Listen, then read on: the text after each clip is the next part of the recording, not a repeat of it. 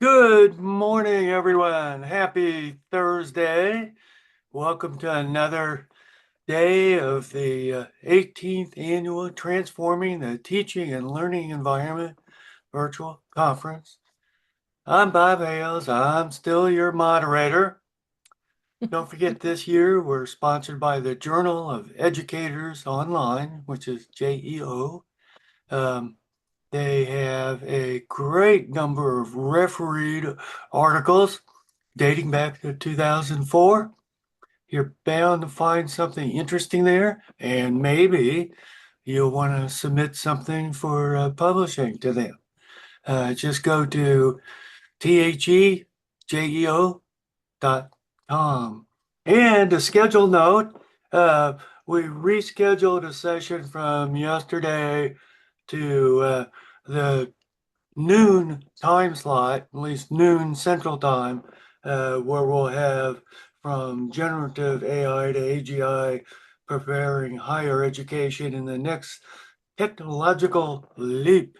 So you got a bonus today, not just six sessions, you got seven. Woohoo! There'll be a quiz at the end of the day. Uh, we're fortunate to have with us Jennifer Weibel. Did I pronounce that right? Yep. Jennifer is a learning scientist and former high school chemistry and physics teacher. She studies science curiosity and STEM learning. Um, she's at Central Michigan University, though I won't hold that against her. And she's going to talk about integrating content learning and teaching through. No, this is the wrong one. That's what I That's what I was telling you. say. The title was wrong. Okay. You then are going to correct us. Right. All right. Hi, everybody. We're going to talk about interdisciplinary lessons, and um, I apologize for the title getting wrong. I'm not sure how I managed to do that. My colleague Ray and I are presenting tomorrow afternoon on the topic that's listed here. You'll see it twice in the schedule. So I'm going to share my PowerPoint because everybody has to have a PowerPoint. And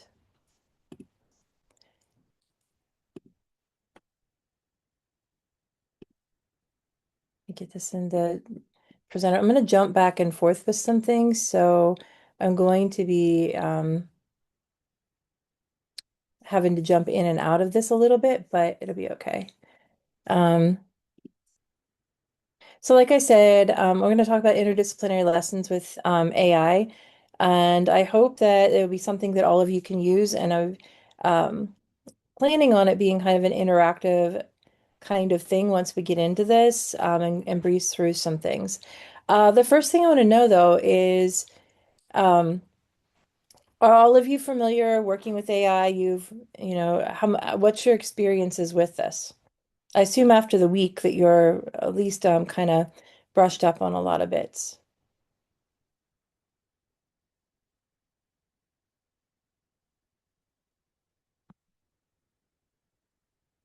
Okay, so we'll just go with the fact that you kind of have an idea what's going on with it and some. Okay. We're going to go with the lower common denominator with it and focus there, and then you can kind of play with it as you go. Um, the first thing I want to ask though is like, where's your context? Are you college? Are you high school? Elementary school? K-12? Okay, university levels. Okay. Well, this might be a little bit on the low side for you then. I wasn't sure the context, and I've been working with this topic a little bit with my pre-service teachers that I have for student teaching right now, and then with educators in K-12 to kind of spin them up on it. Um, the first thing, since all of you are familiar, I'm going to skim through some of these pieces then, and that's considering how you're creating your prompts. And a lot of times people are working with their AI um, app of choice by creating prompts just by asking it questions and not really thinking about the parameters and constraints that they're putting on their AI use. And the problem with this then leads to just asking simple questions. You're not getting what you want, and it takes a lot more interaction with the AI to start getting the results that you're hoping to see and the things that you would like to, find out or learn or create with that. The second piece that a lot of times is creating a lot of the anxiety about AI, but also the problems with the interactions that are, hallucinated or problems or things like that, end up being by taking the human out of it and just using the AI as the only system that is within the loop that you're creating things with. Um, Ends up then with having it really distanced from the knowledge that you have, and it's just creating a product that doesn't necessarily have the focus you want, the context you want, or anything else with that. What I really like about using AI with this process, we're going to talk about these interdisciplinary lesson plans, um, is that you're able to pull across a lot of fields and collaborate with the AI and then with the other instructors perhaps that you're working with to create these lessons that are really rich and are more authentic. They're more real life. You're more keeping interest with the students and things like that, as well as being able to tackle a lot of um, state objectives or state standards within the same lesson. Um, so with the thinking about keeping the human in the loop, the reason I bring this up, besides the fact that we need to be doing this, is that, sorry, my clicking is getting a little crazy there. Um, Whenever we start looking at, especially K-12 educators, which is what I've been working with overall, and I'm sorry if I'm out of context with all of you, the K-12 educators, nobody goes into education at any level because you like doing paperwork. Okay. People go into educations, particularly in K-12, because they love the connections they make with students. They want to make a difference in people's lives. They want to share their love of subjects with people that haven't been exposed to it yet or need it to be deepened. These are the reasons that people are drawn to teaching.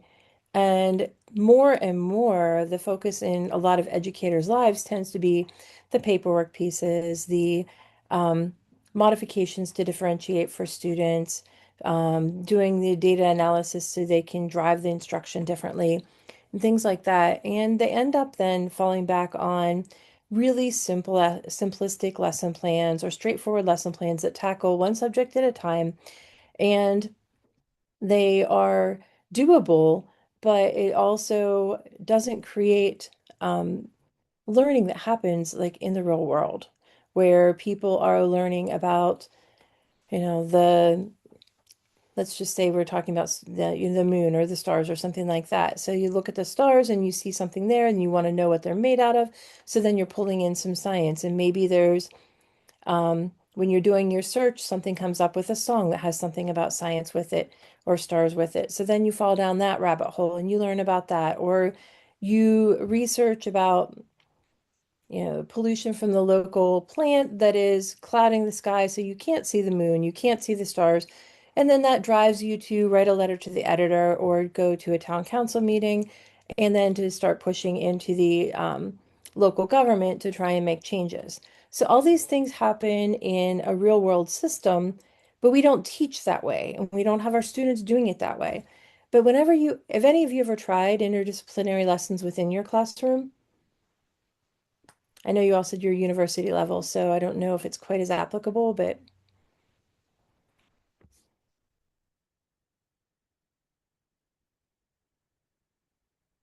um, so within a lot of K-12 environments, the elementary people that are teaching in elementary levels, a lot of them are self-contained classrooms. Being a self-contained classroom, they're going to have all the subjects, and it's a little easier to make the time for interdisciplinary lessons in a lot of those places, but it's not as easy in the upper levels where each classroom has a specialty and self-contained and working across. So in any of those cases, though, what I hear from teachers and from my own personal experience, I taught 23 years chemistry and physics in Pennsylvania. Um, Whenever you're starting to look at creating interdisciplinary lessons that pull from multiple fields, the planning time takes a lot of time. You have to make sure that you're hitting all the content areas. You have to be able to work with the other teachers in a high school area, or else pull all the resources together as an elementary teacher to create these rich lessons that students can really become involved in and that foster this type of interdisciplinary, more authentic learning experiences. So, because of the time factor, most people don't do it. Maybe one a year of project-based learning, maybe one lesson a year that is interdisciplinary, if that. So, one of the things that I started out looking with the AI, surfacing is how can we actually start to make these lessons work, and how can we start to really interweave these pieces and help it create resources, but still keep us, the teacher, as the center. Because once you have the structure down, and once you have the basic lesson planned and it finds you some resources, and helps you curate some things like that, you have back a couple hours of your life that you can personalize it.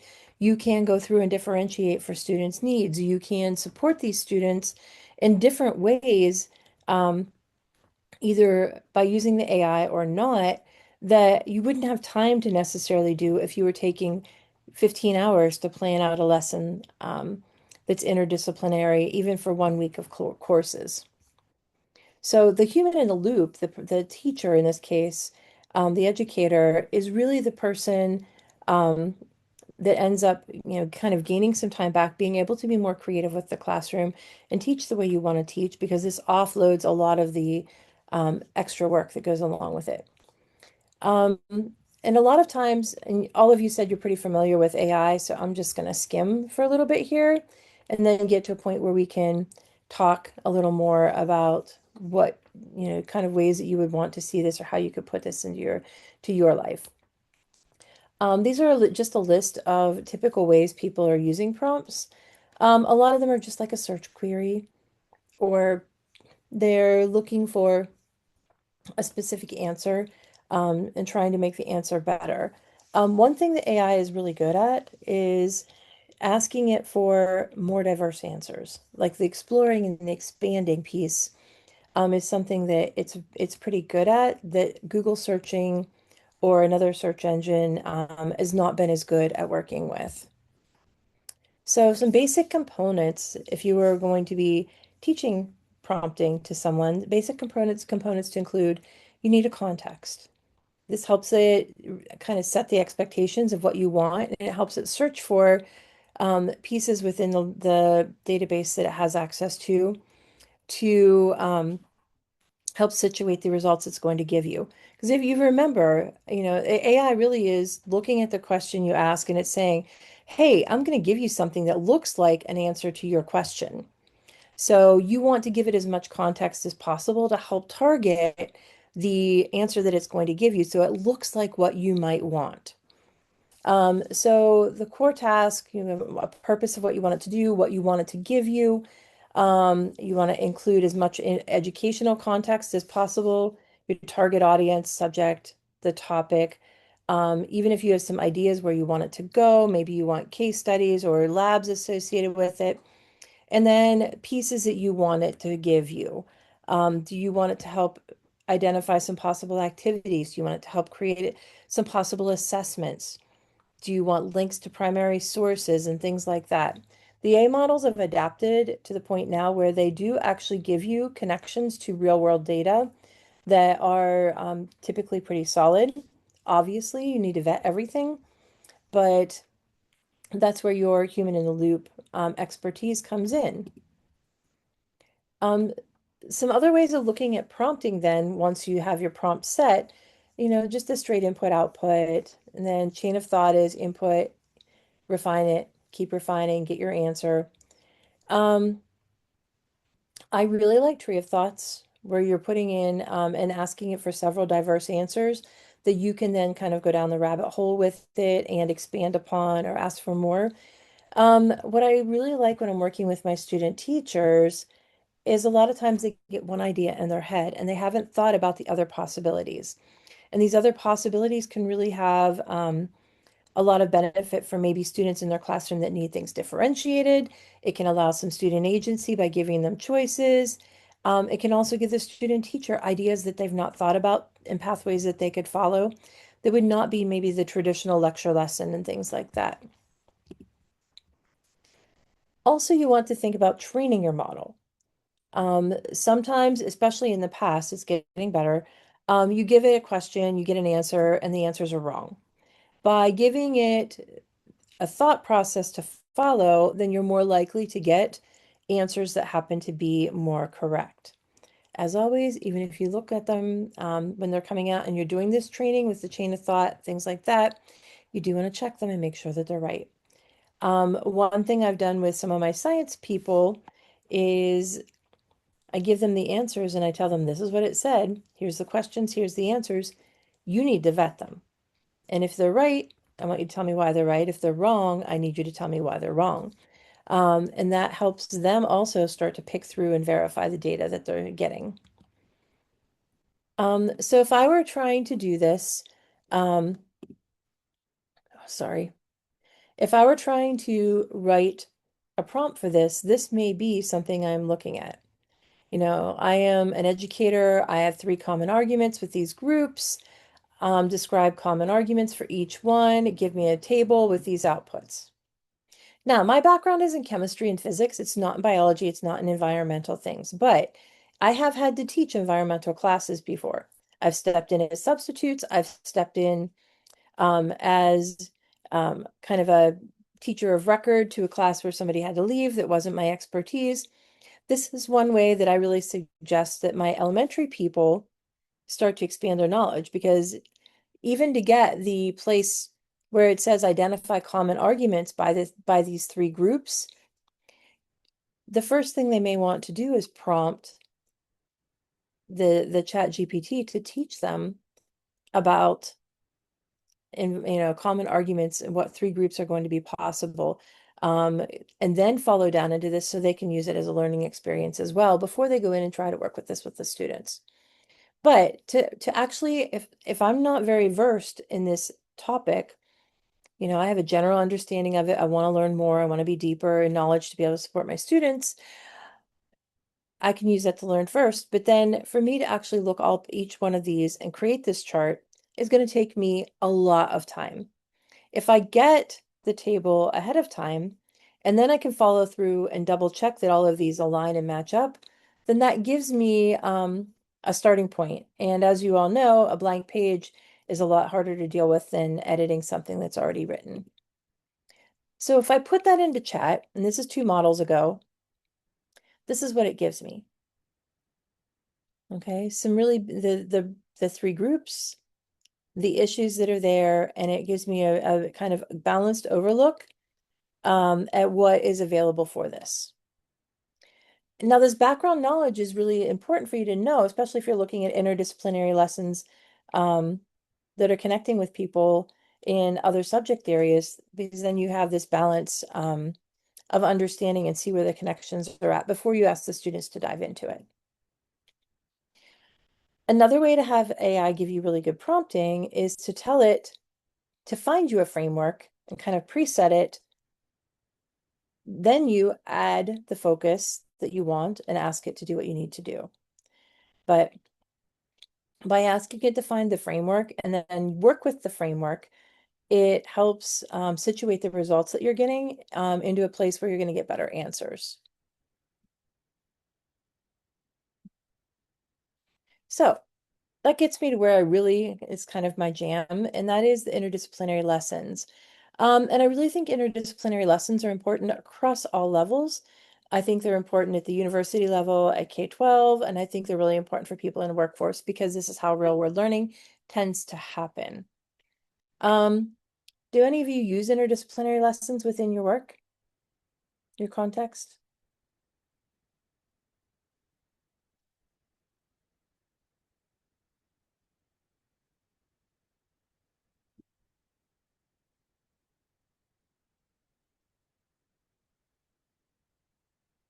Awesome. Good to know. I was a little worried. I'll be honest, so I'm stepping away from this 1 second. I was a little worried whenever everybody said they were at the university level that it was going to be way out of your wheelhouse and not anything you wanted to sit through. All right, so there's a lot of research that talks about how interdisciplinary lessons and authentic learning tends to really have a lot of benefits. Um, if you're in the business world, maybe you're looking at like Sims, like ERP Sims and SAP Sims and things like that. If you're in, computer science, maybe you're looking at like hackathons or things like that. If you're in history or civics and things like that, you're looking at context across, like environmental justice issues happen to dip into a lot of areas. With me, yeah. So by trying to relate the lessons, as you just said, Kilburn, that's really where we're looking at. Within K-12 learning, a lot of it, there are very specific standards that are set up by states across all the subject areas. And there's like 200 per grade level per subject area in a lot of cases, um, in some cases. So it's a lot for people to try and get in. And beginning teachers freak out because they see one lesson, one objective. And you really cannot connect all of these pieces across one school year if you're not double dipping. And your lesson on science has a text associated with it that they're reading, maybe nonfiction work that ties into their ELA, and maybe they make charts and graphs and that ties into their math. And then you look at how that ties to the history of the area, or something like that, where you can double dip across all these areas. Then you can really achieve, you know, learning on all of the objectives that you, or the standards that you have for the year at that grade level. But then you're able also to reap these cognitive benefits, the deeper learning, the engagement that the students will have because it has actual relevance to their life. And when you're looking at being at the university level, um, andragogy and all of the learning theories that relate to adult learners, it needs to be something that's relevant to them. They need to have some autonomy within it. And creating lessons like this gives them some of that. The other thing is that it transfers really well to real world. Interdisciplinary problem solving is a skill that connects to every single career path that you're going to want to be in. And AI can do this really well because it just sorts the pieces and stacks them together. Now, you do need the content knowledge. You do need to make sure that you have the understanding because it makes mistakes, as we all know. But there's really a lot of ways that this can be incorporated across a lot of subjects. So, for example, if you want to look at climate change, you're looking at science and civics and data analysis. Um, Dystopian fiction and ethics. You could look at ELA, which is English language, history, philosophy, um, just looking for connections. But what I find with a lot of the K-12 people and a lot of the like pre-service teachers and in-service teachers and some of my business friends that I've worked with, people tend to get in a place where they see their subject really well. And you might see where you reach out and make connections with it, but you don't see how it can mesh together. And so really being able to utilize AI to say, this is the topic that I'm working on. What are connections to other subject areas can really give you some interesting results. Going back to the prompting, I am a technology education person at a graduate level. Um, I want to investigate how blah, blah, blah can connect to other areas. Can you give me 3 crossover areas that exist in real world situations that um, could be used for interdisciplinary lesson plans? And it'll give you some ideas. Maybe not great ones, maybe really fantastic ones. Like I would have never thought of dystopian fiction and ethics connecting across those 3 places. Um, and I mean, I started thinking about this clear back whenever I was teaching chemistry, and the teacher, I love English. I wanted to be an English teacher, but I really couldn't spell. And I'm old enough that it was before computers or anything like that. So my one teacher said, don't be an English teacher. You're not going to pass things you can't spell. So I went to be chemistry where, you have lots of letters and they don't spell words anyway. But because of this, like I read a lot. And so we were doing some kids in my class said, "Oh, they're reading The Crucible." So I talked to the English teacher down the hallway and I'm like, when they're really getting to the good part of The Crucible, let me know. And we created a lot. I did a lab where they had to use The Crucible and they could see why the book was titled that, because what The Crucible did in science connected back to that. That started me down the pathway of really loving these things probably almost 20 years ago. So we're going to try it out. So I'm going to use the prompting, IMA, core task, educational context or topic context, key components. And this is the prompt that I'm going to use. I'm a high school teacher. I am going to design a 1 week interdisciplinary lesson that has science, social studies, and ELA, three suggestions for final project, include all this stuff. And when I'm wrapping all of these pieces together, I'm hoping that it's going to give me this interdisciplinary lesson that touches on all these areas. I could do it myself, or I could piece it out and find collaborators that have other subject places, and we could work across these areas to come up with products that the students are going to create. I'm going to jump out of here, and I need to reshare the screen, and I'm going to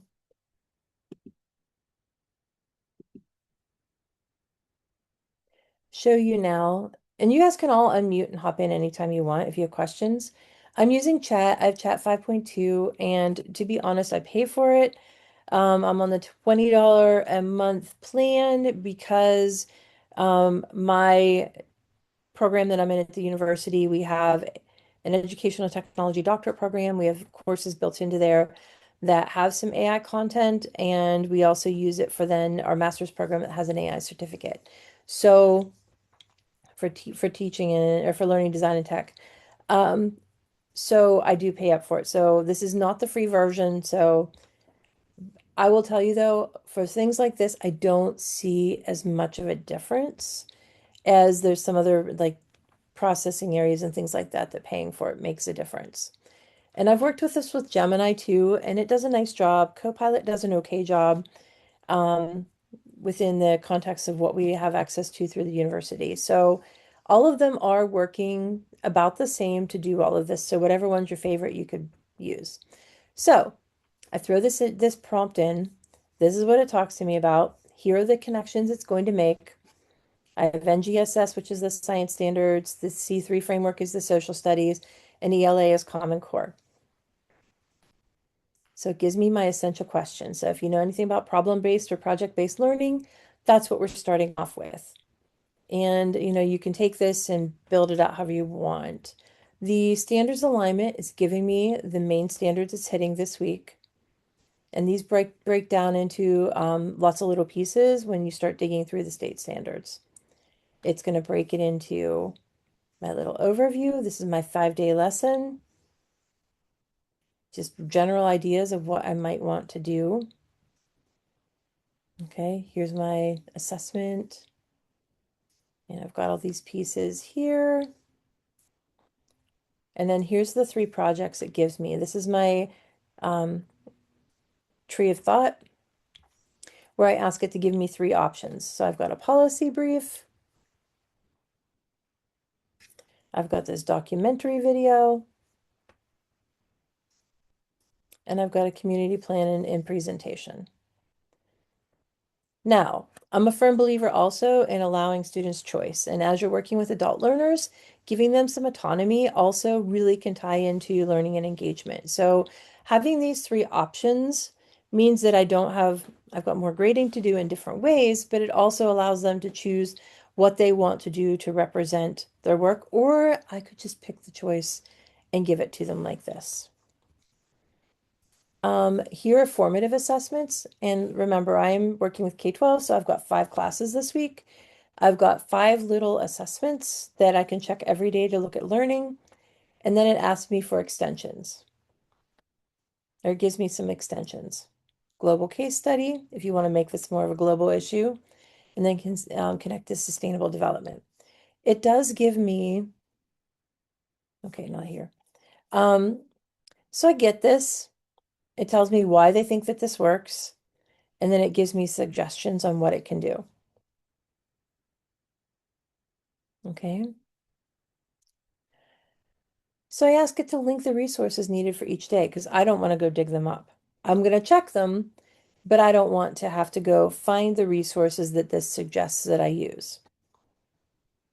Okay, these are all free and appropriate for 10th grade.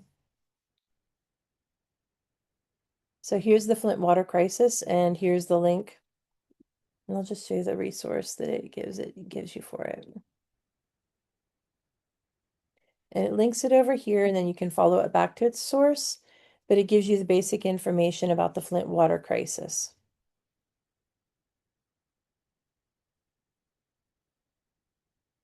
And I gotta move some things here to make that work.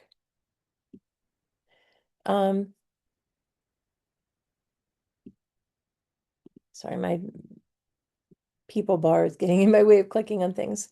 And then it gives me all of these resources. They're open source or they're free. Most of these you can tell just like cdc.gov, ProPublica. Here are all the information that I need for this lesson. Second day, same thing. They're giving me some data sets here. They're giving me a free online water testing simulation that I can use with the students. This is a second case study, more information. Okay. Resources for my final projects, keeping them the same. Extension resources if I want more. And then I could make this into a Google Drive folder with clickable links and docs. It'll do all of these things for me. If any of you had taught before, computers and AI, like whenever computers first came in, but before AI, and that I used to use, because, educators are in education, K-12 especially, we're big on rubrics to grade things for assessment purposes. I used to use an app called Rubistar, and it would take me 45 minutes minimum to create a kind of basic rubric that wasn't very good, that it was really difficult to edit, that I could print out and use with my students. So with this, okay, I can ask it to create a rubric for the assessments.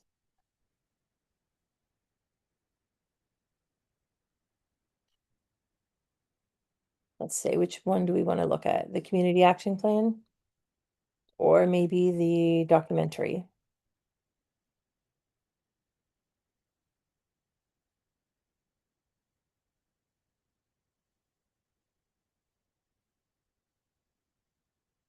Yeah,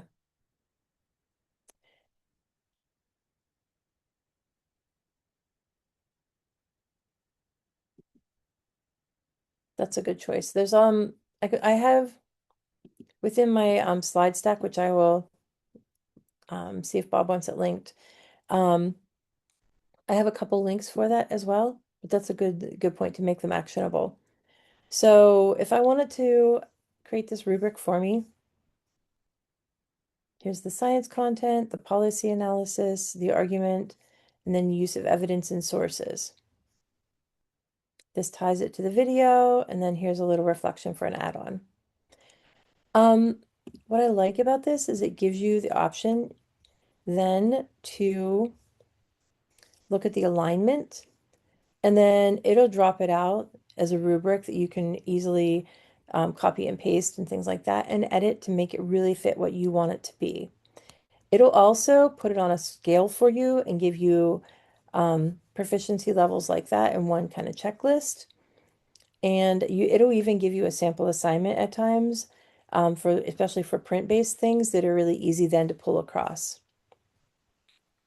The other thing that you're able to do using the AI with this is, create the answer key, create assessments. This is linking to databases that they may want to use. Is providing all the resources for me. Um, so what I come back to then is with all of these pieces, I have students, especially in K-12, we have a lot of students that need supports. They don't read at the same level. They don't have um, some of the same, they need some more supports from what we are able to like just give them out of a book or something like that. So if I were looking at, I'm sorry, I'm coming to where, trying to find the document that was in here. Um, so if I'm looking at this from, maybe you have people that English is not their first language, maybe you have um, some things where students have supports that they need even in your college classrooms, where they need more time or they need supplemental materials, things like that. If I'm working with my K-12 students, a lot of them are, there's going to be places where students are not able to read at the grade level that it is um, initially that they should be at within their grade. So if I have this here, and I know that it's using, decent words for maybe a 10th grade class, but maybe I would have a class that needs some students that have special ed supports. I can actually ask it to take my Flint case study and create leveled reading.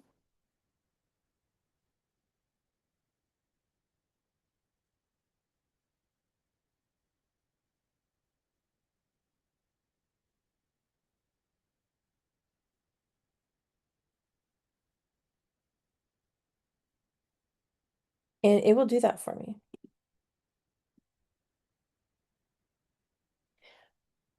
Whenever I was teaching, we either did not have this resource or we had to turn it over to the special ed teachers to help us level this down so that it was appropriate for students. This would take hours of everybody's time. And a lot of times, what would happen is the students that could read at the 10th grade level would have one set of resources and do one project, and the other students were separated. We had redbirds and bluebirds where they couldn't both do the same kind of thing. Um, I think of this also in context of adults. You may have people that do have different reading levels, but you also may have, depending on what you're working with, you may have people that are not English first language and they need to be able to understand it. You can ask it for lists of vocabulary words or words that people may not know. You can also translate and have this translate into another language. So if students in your classes have the primary source, they could ask it to translate and then kind of walk it across and be able to look from one to the other to provide them with some supplemental materials. So this is my 10th grade reading level, and then here's my 4th grade reading level.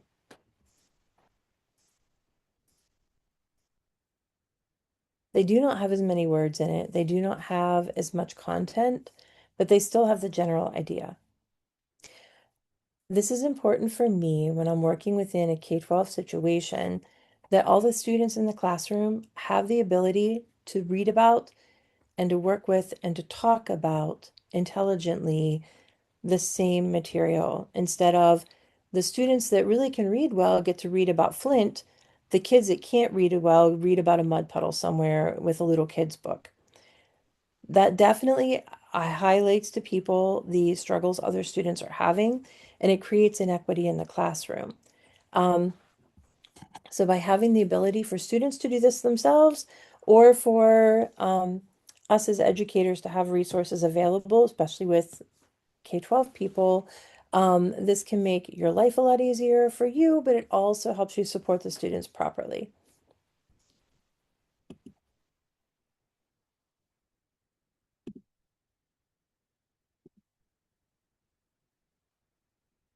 So,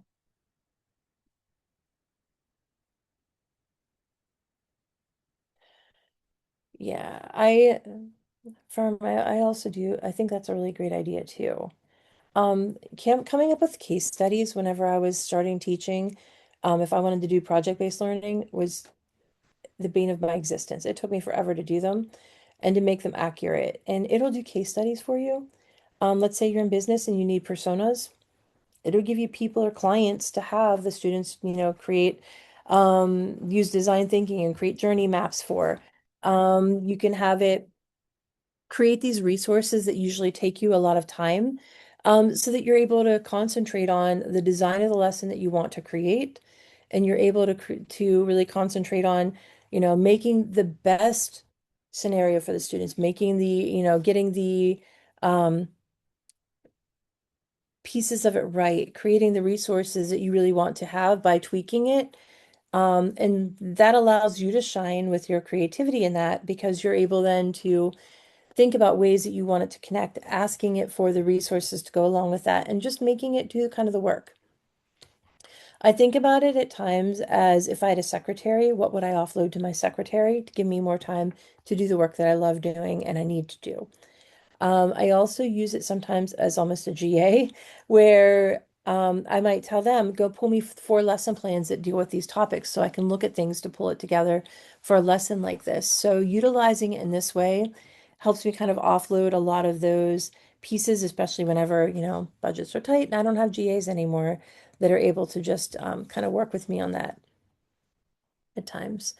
Um, so I would love to open it up in the last like 5 or 6 minutes that we have. If any of you wanted to talk about ideas that, you wanted to share, maybe an idea you have for connecting things within your context, and, talk to people here who, myself, and then people that have been listening, and see if there's any connections there or any places they can think of to kind of improve upon it, or also any questions that any of you happen to have for me.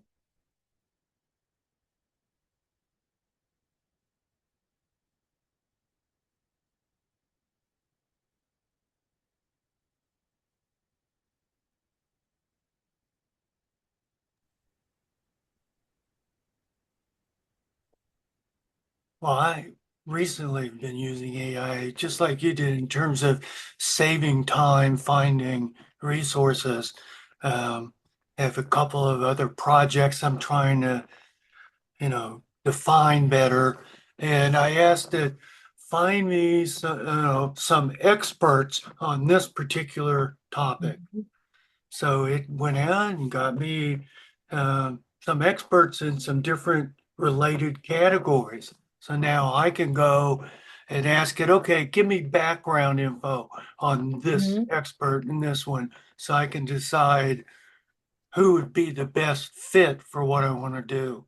And that saved me a ton of time. I Mhm. probably wouldn't have found all those names. Mhm. Definitely.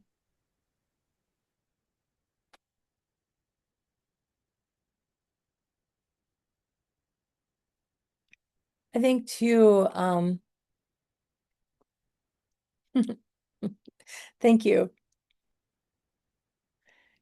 I I'm working right now with one of the department that I'm in. I do a lot of my research is in STEM and informal STEM education for the most part. It's Donnie's curiosity, but I do a lot of the technology. My job is really like working with the technology within a department. And so there's a elementary literacy person that she and I are working on, like concocting some maybe a study. Like we do alternative spring breaks here at Central, and getting together a group of people to do some informal literate science and literacy work at a high needs school. Maybe we have a connection in Florida, and we have a connection in Las Vegas, where they take our student teachers at times. So we are looking at trying to pull some of this interdisciplinary pieces together with the reading and the literacy and the STEM stuff. So it's a neat place to be. Um, does anybody else have any ways that you use it? Questions about how you might want to use it or pull together things?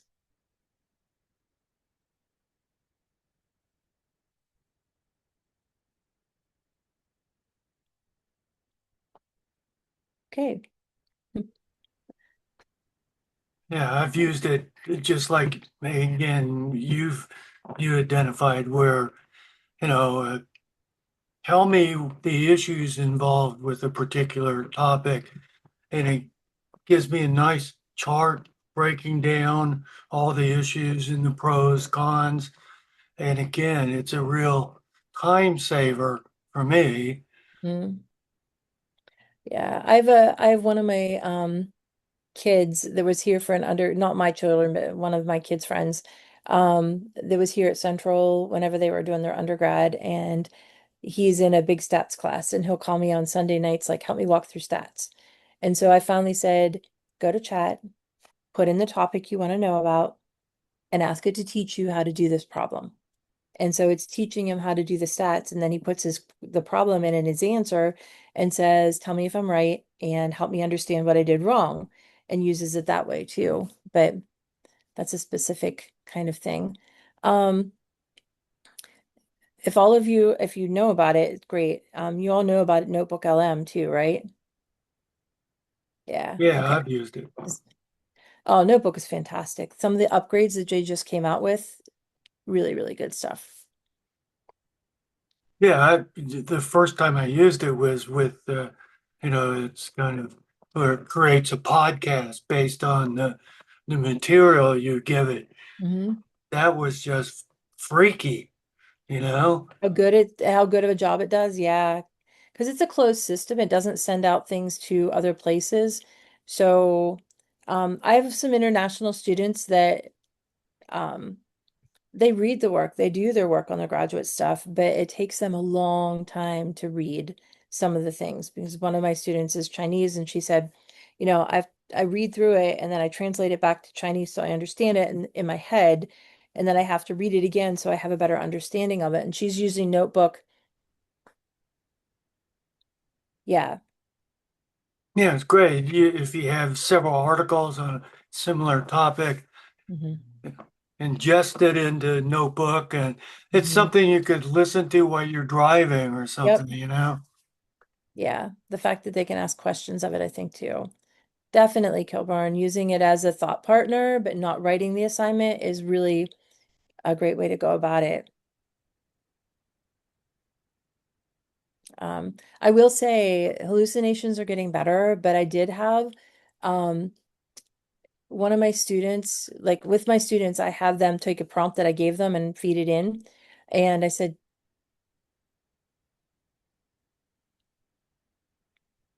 yeah, go ahead and talk. I'll stop. I had them feed the prompt in and had them get their stuff out, and it actually cited my friend. And I was like, they didn't write that article, so it was a fake article, but they looked like it was smart. Yeah, go ahead and answer that.